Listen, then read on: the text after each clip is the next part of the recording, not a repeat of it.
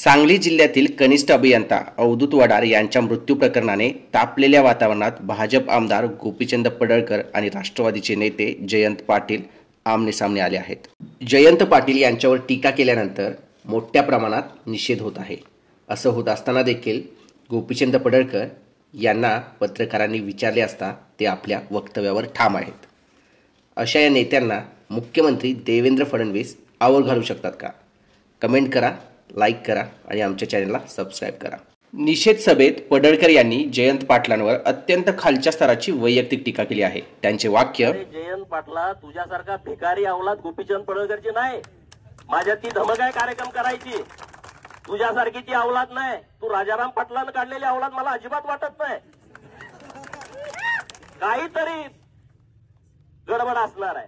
सामाजिक जीवनात जगत असताना तुम्हाला एखाद्या नेत्याविषयी कितीही प्रमाणात तीव्र आक्षेप असतील किंवा त्याच्याबद्दल पूर्णपणे वाईट वाटत असेल, त्याच्या कार्यपद्धतीबद्दल आक्षेप असतील, तरीही आपल्या शब्दांचीही मर्यादा ठेवावी लागते, कारण तुमची भांडणं वैयक्तिकपेक्षा राजकीय परिणाम जास्त घडवून आणत असतात। अशा परिस्थितीत गोपीचंद पडळकर यांनी केलेली ही टीका अतिशय अमर्याद व असभ्य असल्याचं म्हटलं जात आहे। काही दिवसापूर्वी सांगलीतील कृष्णा नदीमध्ये जत पंचायत समितीतील कनिष्ठ अभियंता अवधूत वडार यांचा मृतदेह आढळून आला।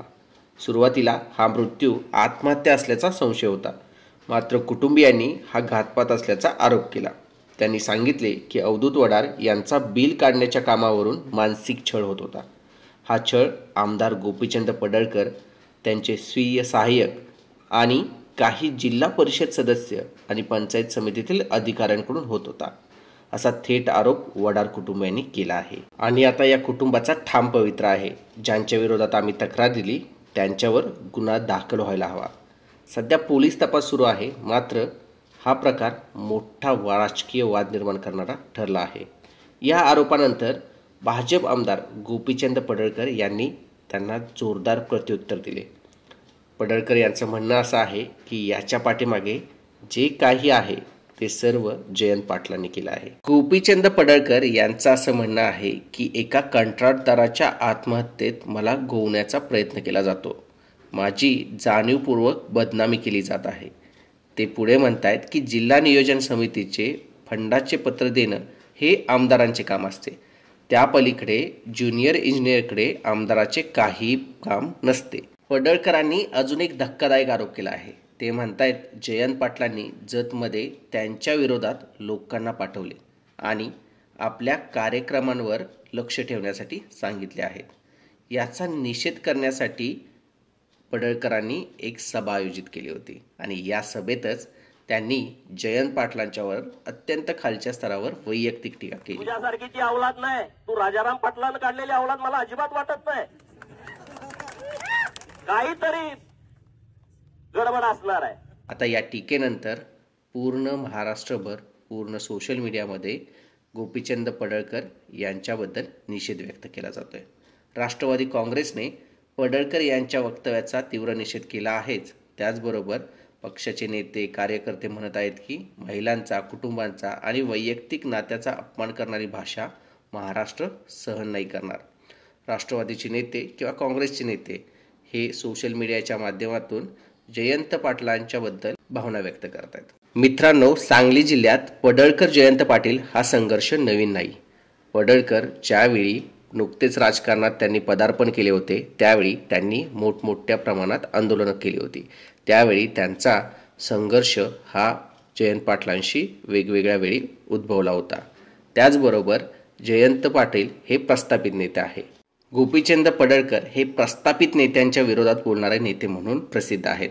त्यांनी याआधीही पवार कुटुंबीय असो किंवा जयंत पाटील असो यांच्याबद्दल वेळोवेळी वेगवेगळ्या पद्धतीनं वक्तव्य केली आहेत आणि त्यांच्याबद्दल टीका केली आहे। आता यावेळीची टीका ही अतिशय तीव्र पद्धतीची किंवा खालच्या दर्जाची झाली, त्यामुळे आता महाराष्ट्रभर गोपीचंद पडळकर यांच्यावरती वेगवेगळ्या पद्धतीने निषेध व्यक्त होत आहे। ज्यावेळी राष्ट्रवादी आणि काँग्रेस सत्तेत होती, त्यावेळी गोपीचंद पडळकर हे वेगवेगळ्या पद्धतीने आंदोलन करायचे, समाजाच्या भूमिका असतील किंवा सामाजिक भूमिका ते मांडत असायचे। त्यावेळी पोलिसांकडून त्यांना कठोर कारवाईला सामोरं जावं लागत होतं आणि याच्या पाठीमागे जयंत पाटील हेच आहेत असं पडळकर समर्थकांचं म्हणणं आहे. त्या काळात मंगळसूत्र चोरीसारखी खोटी केस टाकून त्यांचे राजकीय आयुष्य संपवण्याचा प्रयत्न झाला.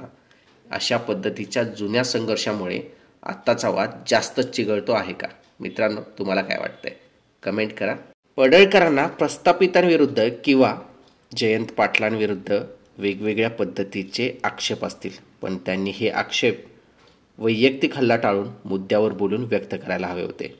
अवधूत वडार यांना खरोखरच मानसिक छळ करून आत्महत्येस प्रवृत्त केले का, की राजकारणात विरोधकांना गोंधळवण्यासाठी असे प्रकरण वापरले जाते? मित्रांनो, हा प्रश्न महाराष्ट्रातील सर्व जनतेला पडला आहे. अशा वक्तव्यामुळे जे गोपीचंद पडळकर यांनी जयंत पाटलांविषयी केलं, त्यामुळे महाराष्ट्रातील राजकारणाची पातळी सतत खाली जात आहे. काही महिन्यांपूर्वीचंच पडळकर अवॉर्ड प्रकरण आणि आत्ता झालेला पडळकर आणि जयंत पाटील यांच्यामधला संघर्ष आणि त्यानंतरची टीका, यामुळे पडळकरांची जी सामाजिक इमेज आहे लढवय्या नेता, ही कुठेतरी खाली जाते का? त्याचबरोबर त्यांचं समर्थन करणारे लोक याबाबतीत कसं समर्थन करणार? मुख्यमंत्र्यांनी मागच्या वेळी दालनात बोलवून त्यांना चांगल्या पद्धतीने समजावलं होतं. आता यावेळीच्या टीकेनंतर अशी कोणती समज देणार की गोपीचंद पडळकर भविष्यात अशा पद्धतीचे वक्तव्य करणार नाहीत? मित्रांनो, तुम्हाला काय वाटतंय? कमेंट करा, लाईक करा आणि आमच्या चॅनलला सबस्क्राईब करा.